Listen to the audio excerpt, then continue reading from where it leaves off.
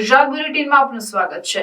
ગુજરાતના mini football association title sponsor કાકા industries લિમિટેડના સમર્થન સાથે અંડર-23 મિની ફૂટબોલ નેશનલ ચેમ્પિયનશિપ 2024ના સફળ સમાપનની ગર્વથી જાહેરાત કરે છે।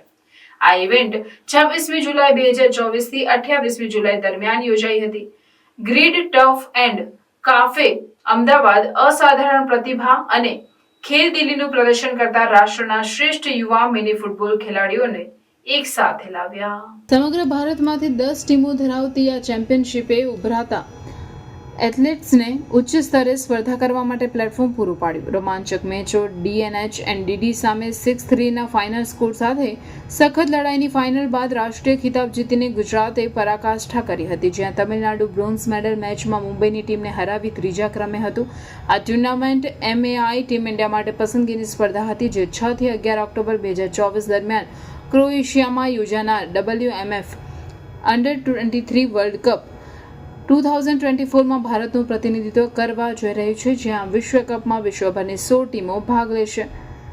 રનરઅપ ડીએનએચ અને ડીડી, સેકન્ડ રનરઅપ તમિલનાડુ। અંતિમ score 6-3 player of the tournament Suraj Rathod, Gujarat top scorer Sharan Raj, Tamil Nadu. આ ટુર્નામેન્ટ ભારતમાં મિની ફૂટબોલની વધતી જતી લોકપ્રિયતા અને સંભવિતતાનો પુરાવો હતો। પ્રશંસકો અને પ્રેક્ષકોને ઉત્તેજક મેચોની શ્રેણીમાં સારવાર આપવામાં આવી હતી, જે યુવા ખેલાડીઓની કુશળતા અને સમર્પણને પ્રકાશિત કરે છે। ચેમ્પિયનશિપની સફળતામાં ટાઇટલ સ્પોન્સર તરીકે કાકા ઇન્ડસ્ટ્રીઝ લિમિટેડનો સહયોગ મહત્વનો હતો। રમતગમતને પ્રોત્સાહન આપવા અને યુવા પ્રતિભાને ઉછેરવા માટેની તેમની પ્રતિબદ્ધતા મિની ફૂટબોલ એસોસિએશન ઓફ ગુજરાતની રમતને ઉત્કૃષ્ટ બનાવવા અને ખેલાડીઓને શ્રેષ્ઠ બનવાની તકો પૂરી પાડવાના વિઝન સાથે સંરેખિત છે। અંડર-23 મિની ફૂટબોલ નેશનલ ચેમ્પિયનશિપ 2024ની સફળતાથી અમે રોમાંચિત છીએ। ગુજરાત મિની ફૂટબોલ એસોસિએશનના સેક્રેટરી જનરલ તરુણ મહેરાએ જણાવ્યું હતું કે આ ટુર્નામેન્ટે અમારા યુવા ખેલાડીઓની અદ્ભુત પ્રતિભા દર્શાવી અને ભારતમાં મિની ફૂટબોલના ભાવિ માટે એક નવો માપદંડ સ્થાપિત કર્યો। ચેમ્પિયનશિપે રાષ્ટ્રીય પસંદગીકારો અને સ્કાઉટ્સનું પણ ધ્યાન આકર્ષિત કર્યું, જે યુવા ખેલાડીઓને તેમની છાપ બનાવવા અને રમતમાં તેમની કારકિર્દીને આગળ વધારવા માટે પ્લેટફોર્મ પૂરું પાડ્યું। Mini football association of Gujarat તમામ ભાગ લેનાર ટીમો, કોચ, પ્રાયોજકો અને પ્રશંસકોને તેમના અતૂટ સમર્થન અને ટુર્નામેન્ટની સફળતામાં યોગદાન માટે હૃદયપૂર્વક આભાર માને છે। આગલી આવૃત્તિ માટેની યોજનાઓ પહેલેથી જ ચાલી રહી છે, જે વધુ રોમાંચક અને સ્પર્ધાત્મક ઇવેન્ટનું વચન આપે છે। નમસ્કાર, મારું નામ તરુણ મહેરા છે અને હું મિની ફૂટબોલ એસોસિએશન ઓફ ગુજરાતનું સ્ટેટ સેક્રેટરી છું। અમારું જે ગુજરાતમાં ઉદ્દેશ્ય મિની ફૂટબોલને પ્રમોટ કરવાનું એ જ રીઝન છે, કેમ કે ઘણી બધી સ્કૂલોમાં, ઘણી બધી જગ્યાએ હજી બી ફૂટબોલની ફેસિલિટી પ્રોવાઈડ કરી શકે એવી સ્કૂલ્સ નથી, એવી રીતે ટીમ્સ નથી બની રહી। તેથી કરીને અમે આ શોર્ટર ફોર્મેટને અમે માર્કેટમાં લઈને આવ્યા છે, જેનાથી તમામ સ્કૂલ આમાં પાર્ટિસિપેટ કરી શકે।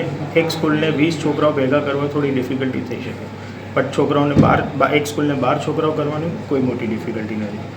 અને આ એમેચ્યોર સ્પોર્ટ્સ એટલા માટે જ કહેવામાં આવે છે, કેમ કે અમે સ્કિલફુલ કે ટેલેન્ટેડ પ્લેયર્સ ગોતી નથી રહ્યા, અમે ખાલી એવા પ્લેયર્સ ગોતી રહ્યા છીએ જે પેશનેટ હોય, જેમના જૂનું હોય રમવાનું। બાકી સ્કિલ અને ટેલેન્ટ અમે એમનામાં જાતે ડેવલપ કરી શકીએ છીએ। કઈ સ્કૂલ સાથે આપનું કોલેબોરેશન છે?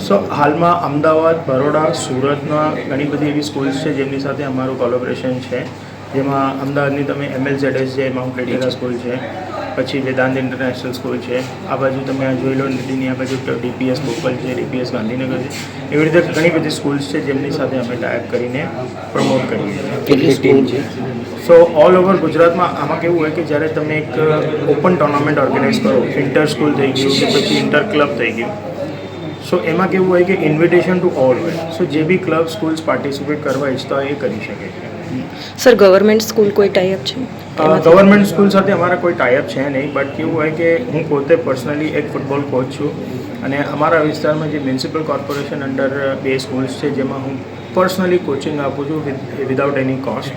ઓન પેપર નથી, ઓન પેપર હું લાવવા બી નથી ઈચ્છું, કેમ કે મારે ગેમ શીખવાડવાની છે, મારે પબ્લિસિટી કે ફેમ નથી લેવાની। સ્કૂલને ટાઈપ કરવો હોય તો એનો શું ક્રાઇટેરિયા છે? આમાં એવું એસેચ કોઈ ક્રાઇટેરિયા નહીં। If you have team, if you are interested promoting football, open to all. એવી રીતે કોઈ અમે એક્સક્લુઝિવ કોન્ટ્રાક્ટ્સ નથી બનાવ્યા કે સ્કૂલ કરશે તો રજિસ્ટ્રેશન ફીસ કેવું કંઈ બહુ મિનિમલ હોય છે। જનરલી સ્કૂલ પ્રમોશન જે અમારો પ્રોગ્રામ છે એમાં અમે કોઈ ફીસ નથી રાખતા, બટ હા, ઇન્ડિવિજ્યુઅલ પ્લેયર્સ અગર કોઈ રજિસ્ટર કરે તો બાય એન્યુઅલ 500 રૂપીસ ફીસ હોય છે, વિચ ઇઝ નથિંગ। અને કોમ્પિટિશન કેવી રીતના થાય છે વર્ષમાં? વર્ષમાં જો અમારે 2 કોમ્પિટિશન જે ઓપન ટુ ઓલ હોય, ઓપન ઇન્વિટેશનલ, જેમાં લોકલ લેવલ ઉપર અમે કરીએ જે ક્લબ ચેમ્પિયનશિપ હોય છે, એક ઇન્ટર સ્કૂલ કોમ્પિટિશન હોય છે, એ પછી અમે ઇન્ટર ડિસ્ટ્રિક્ટ બી કરીએ છીએ, જેમાં અમે અમારી સાથે જેટલી બી ડિસ્ટ્રિક્ટ્સ કનેક્ટેડ છે એમને અમે ઇન્વાઇટ કરીએ. એના પછી ત્યાંથી સિલેક્ટ થઈને એક સ્ટેટની ટીમ બને ગુજરાતની, એ ગુજરાતની ટીમ આગળ નેશનલમાં રિપ્રેઝન્ટેશન કરે. કયા મહિનામાં સિલેક્શન? સો આ યુઝ્યુઅલી કેવું હોય કે ઇવેન્ટ બેઝ ઉપર બધું થાય છે. બધી કેટેગરીના ઇવેન્ટ્સ અલગ અલગ સ્ટ્રક્ચર ઉપર અનાઉન્સ થાય છે. હવે જેવી રીતે આ અત્યારે અંડર-23નું વર્લ્ડ કપની ડેટ્સ આવી એ પ્રમાણે અમે અંડર-23 હોસ્ટ કરી દીધું. આ નેશનલ લેવલ અમે ફર્સ્ટ ટાઈમ કર્યું છે. ઠીક છે.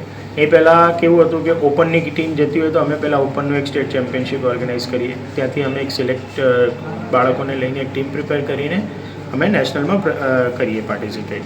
પછી યુથની આવે છે જનરલી જાન્યુઆરીમાં નેશનલ કોમ્પિટિશન, તો અમે ડિસેમ્બર સુધીમાં ટીમ પ્રિપેર કરીને રેડી રહીએ છીએ. કેમ કે બધાને પછી જે બી જગ્યા હોય ત્યાંનું ટ્રાન્સપોર્ટેશન, ટ્રેન ટિકિટ્સ, આ તે બધી અરેન્જમેન્ટમાં અમને થોડી ટાઈમ લાગે.